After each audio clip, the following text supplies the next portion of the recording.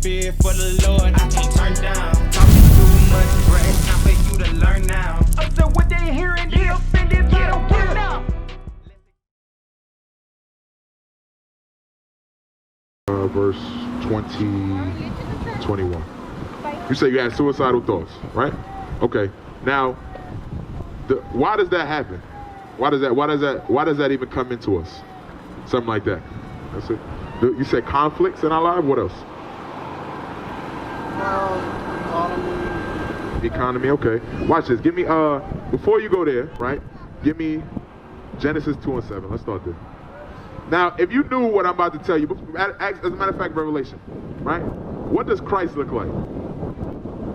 Yeah, what does Christ look like? Teach!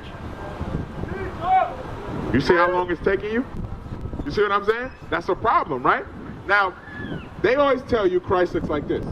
Look at the sign. You've seen this image before, right? In church, right? On the news. This is what they tell you Christ looks like. Revelation 1, watch this. The book of Revelation, chapter 1 and verse 1. The revelation of Jesus Christ. So this is telling you the revealing of Jesus Christ, right? It's telling you this is what Jesus looks like. So when you read this, now we're going to see what Jesus looks like. Give me verse 14. Verse 14. His head and his hairs were white like wool. Hey sis, come listen. We're going to tell you what Christ looks like according to the Bible. So it said his head and his hairs were white like wool, right? So who has woolly textured hair? Look around you. Do you see anybody with woolly textured hair? What does sheep's wool look like? Isn't it curly? Doesn't it bunch up? Right? You never seen sheep's hair? You've seen it before. Is it curly? Does it look like curls? Okay. So what it's telling you is blacks and Hispanics, they have that type of hair. You follow what I'm saying? So it said it was his head and his hairs were white like. It was white in color. Go ahead. Like wool. Like wool, meaning the texture was like wool. When you look up wool in our old dictionary, it says short curly hair, similar to the texture of Negro hair. You follow what I'm saying? So what it's telling you is he had hair like a black man. Go ahead. That's right. As white as snow.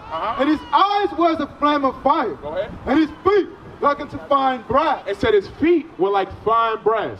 Now, sis, my brother, if you take off your shoes, do your feet, the top of your feet, do they match the rest of your body? They don't? So you got white feet. What do you mean? Say that again? Are your feet, the top of your foot, right? If you were to have sandals on, would it match the color of your legs and your hands? Or do your feet look yellow and the rest of your body is the color of your face?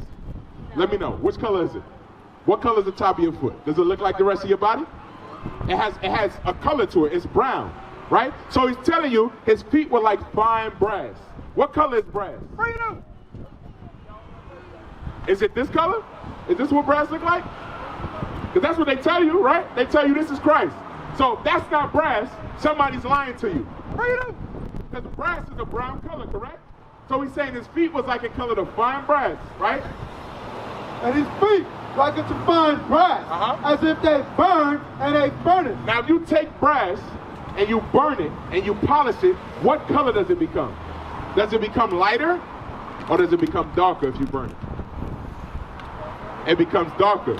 So what this is trying to tell you is Christ was a brown-skinned man. Now, I brought this up to you, brother, because you said I had suicidal thoughts, right? That's what you're telling a brother. Now, if you knew the greatest man on the earth looked like this, and he gave you the responsibility of dealing with what you're dealing with, would you quit and tap out and go back to him and tell him it was too hard? You wouldn't do that. Huh?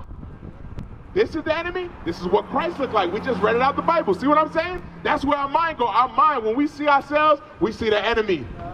You see what I'm saying? Exactly. You see what he just said? This is the enemy, sis. This is what we look like. How can you be the enemy? That's what they taught you since you were a child. Since you were your kid's age, they've been telling you, you are the enemy to yourself. But no, this is the only thing that's going to protect you is a man that looks like you, sis. A man that looks like you, my brother. Read it again. And his feet like unto fine brass, as if they burned and they furnace. So Christ is a black man. You know who else is a black man? Give me Daniel 7:9.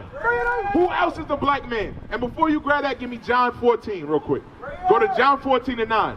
Christ said something when he walked the earth, my sister. What's your name? Tricia? Teresa. Teresa, okay, I got you. I'm butchered that all the way. What's your name, my brother? Isaac, okay, Isaac and Teresa. Now look at what Christ said when he was walking the earth. So now we know Christ is a brown-skinned man. He was a dark-skinned man. Watch what Christ said. John 14:9. The book of John, chapter 14 and verse 9. Jesus said unto him, have I been a long time with you, and yet hast not known Philip? He that hath seen me, hath seen the Father. So Christ said something. He said, he that hath seen me, hath seen the Father. Do you look like your daddy? You do, right? You look like him. Do you look like your father? Yeah. So what he's telling you in here is, I look like my dad. So they asked him, let me see what your father looks like. He said, if you've been with me all this time, you've seen what my father looks like. Now we just read, Christ was a dark-skinned man, right? Now we're going to read Daniel 7 and 9. Christ looked like you, and God looks like you. God is brown. That's why he made you to look the way you do. Daniel 7 and 9. So how can you hate yourself? How is that possible that we hate ourselves and the Creator looks like us? Daniel 7 and 9. The book of Daniel, chapter 7 and verse 9. Somebody pull up a sardine song on your phone. I beheld, till the thrones were cast down, and the Ancient of Days did sit. So this is God, the Ancient of Days, meaning he was before days existed. So he was doing what? They said he was sitting down. In order to sit down, what do you need? Place to sit. And what else do you need? Do spirits sit down? Because they tell you God is a spirit, right? So he must have had a body in order to sit on a chair. You see what I'm saying? This is foolishness that they teach you. God don't got no body, he's just a spirit. No, God has a body. Go ahead. Whose garment was white as snow. He had on a garment. So in order for him to have a garment, what he got to have? A body. You see what I'm saying? It got to connect for us. So God has a body. Now go to Revelation real quick. What does that body look like? Revelation 4, I think I want. 4 and 2. We got to see what that body looks like. Revelation man that look like you. Not the one that conquer you and that teach you foolishness in schools. A brown man who look like you. Why would you hate yourself when you know that? When you come from that? Huh? You come from the greatest thing to ever exist. The Bible is the most sold book on the planet, and it's about you. So why you want to kill yourself? This was made for you. Give me that in Ezra's. This entire earth was made for y'all. This entire thing. Everything that's happening to you, all the oppression, you having to walk, your feet hurt, all of it is for you to come back to God. That's why it happens. That's why you got to go through what you go through, because when God told you, I'm God, and you my children, and you're supposed to follow what I say, you said, I don't want that. I want to be like them, God. I don't want the responsibility of being like you. Now, we're trying to bring you back to what you are. You were never nothing. They lied to you. They knew you were something. Let me ask you something. When you go in the store and you're trying to steal something, take care, Teresa. When you go in the store and you're trying to steal something, right? Because people steal from Walmart and all that. Do people know what they're going to steal? When you go to rob a bank, do you know what you're coming to take? You do, right? You plan a bank robbery. So you know what you're stealing. When they stole you from your nationality or from where you were from, did they know who you are? They know exactly who you were. You were an Israelite from the tribe of Issachar. You see what I'm saying? They just didn't tell you. Nobody steals something without knowing what it is. Right. Read that. The book of 2nd Ezra, chapter 7 and verse 10. And I said, is it so, Lord? Then said he unto me, even so also is Israel's portion. Because of their sakes I made the world. So he said, because of their sakes I made the entire world. Right. For you. Everything in this world, the reason the sun still rises is because of you, Isaac. That's right. The reason everything that's happening is for you, so you can rule in the end. That's Just right. like in Egypt, he destroyed everything and he brought the Israelites out, right? You heard that story before, right? He gonna do it again in this time. That's right. And the reason that it has to happen is so you can come back to this black man. So why would you kill yourself before that happens? Give me Sirach 31 and verse 21. Watch this now. Here's some solution for you. So now you know God is a black man. I wanted to start that so you can understand why he would tell you this. Before you go there, give me 1 Corinthians 10:13. 1 Corinthians 10:13, and we're going to read Sirach 31. 1 Corinthians 10:13. Watch this. God don't do nothing for no reason. Bring it up. You understand? This is why he said he put you through what he put you through. The book 1 Corinthians 10:13. The book of 1 Corinthians, chapter 10 and verse 13. Bring it up. Have no temptation taken you, but such is as common to man. So he said, nothing is happening to you, Isaac. That's not common to every man that exists on this earth. Go ahead. But God is faithful. God is faithful, meaning he ain't forgot you, Isaac. He hasn't forgot that you're going through what you're going through. He's fully aware. That's what we're bringing out to you. The Israelites are in captivity and dealing with what they're dealing with because they refuse to come back to God. The reason you're going through that is because of your affliction, you're going to seek God. You see what I'm saying? So he's fully aware of everything you're going through. How you going to kill yourself, tap out, and go back to him and think you're going to get mercy from him? That's a foolish thought. Okay, that's exactly what's going to happen because he told you thou shalt not kill. Go ahead. But God is faithful, So God is faithful. Go ahead. who will not suffer you to be tempted above that you are able. So he said he's not going to suffer you to deal with more than you're able to deal with. That's right. So everything that you're dealing with, God is giving it to you because you're able to deal with it. That's why you got to marry that woman. That's why you got to rule your household. That's why you got to learn how to have patience. Because everything he's giving you is because he wants to make Isaac a better man. Go ahead.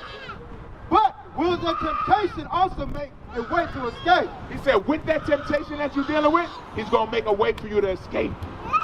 He's going to make a way for you to get out of the situation that you're in. You follow what I'm saying? So Rock 31 real quick. Go ahead. The book of Sirach, chapter 30 and verse 21. Give not thyself thy mind to a heaviness. So the Bible is telling you, Isaac, don't give your mind over to heaviness. Don't have a heavy mind upon yourself. Because I see right there on your wrist. Don't give your mind over that. Don't sit there and sit in your heaviness. All of us been through something heavy. That's what our people are going through. Every brother you see here in purple been through something real in their life. Go ahead. Afflict not thyself in thy own counsel. He said what? Afflict not thyself in thy own counsel. He said don't afflict yourself in your own mind. Meaning you sitting in there and you stressing yourself out trying to figure it out. God gave you a way out. He gave you a way to make the situation better. So your job is to turn to it and actually use it. That's right. Go ahead. The gladness of the heart is the life of man. So having joy in your heart is what prolongs your life. Not hating yourself and understanding that God is black, Christ is black, and they look like you is what prolongs your life. When you take the mindset of this being an enemy out of your mind. Go ahead. Right. And the joyfulness of a man prolongs his days. Love thine own soul. He said what? Love thine own soul. Because that's where it starts. If you can't love yourself, you cannot teach your family how to love. You follow what I'm saying? There's no way for you to do that. It starts with you learning how to love yourself. Go ahead. And comfort thine heart. Remove sorrow far from thee. Remove sorrow far from your mind. Because that ain't never helped nobody. What it does to our men, it turns them into alcoholics. Right. It turns them into baby daddies. Right. They kill themselves. My father killed himself when he was 14. You understand what I'm telling you? Guess what? It ain't help him. It did not change the situation for us on earth. You got to think about your kids. How you going to take the cowardly way out and your son got to grow up and learn how to be a man? For you. Huh? She got to learn how to raise 2 kids, all because you can't handle it. You chose this life, Isaac. When you laid down and created them, you chose this life. So man up and deal with it. I'm going to tell you straight. I'm going to tell you straight. Because me not knowing what to do in life is because my father was a coward. That's the reality of it. So you can't be a coward. You can't tap out. You got to deal with it. You understand? And if he knew better, he would have done better. Right. That's why you got to do better. You got to learn how to do better. You understand, my brother? You can't be selfish. Exactly. That's all it is. We're not strong enough to deal with it, so we say, I'm going to take the easy way out. But guess what? In the end, there's judgment for killing yourself. Right. That's not the easy way out. So you can't be a coward and be afraid. You understand? You understand what I'm saying to you? All right. We used to scream black power while heroin was pushed. But at the end of the day, nothing's in vain. IUIC has been given a vision. The tents of Judah has risen. Many has attempted the mission. Minor murmuring, omitting, and missing the mark. Just reading that he had the flame of fire in his eyes gave us the spark. We on Paul's mission. We out on the road, purple and gold. From Mexico, Cuba, Haiti, Ghana, Sierra Leone. 144,000 boots banging, concrete crackling. These are our men repented at heart. The scriptures is proof. IUIC, we deliver the truth.